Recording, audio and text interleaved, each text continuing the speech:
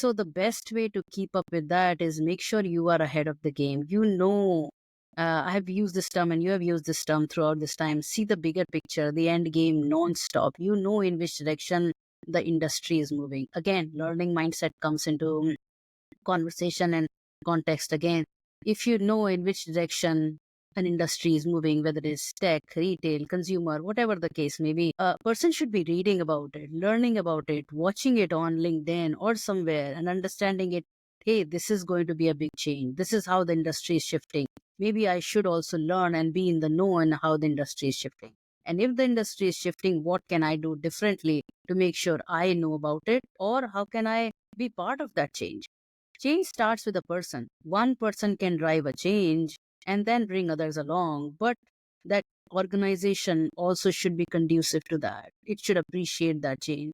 So I would say it's a very challenging environment. We saw so many M&A activities last year, and it is not out of the blue. These things brew for a long time before they become public news. So with that said, everyone should know this is not the end of it. More M&A activities will happen. Organizations and industries will shift. More organizations will come up. Different small startups will become bigger and will be on the street and will thrive again with that mindset. It starts small and then it becomes bigger.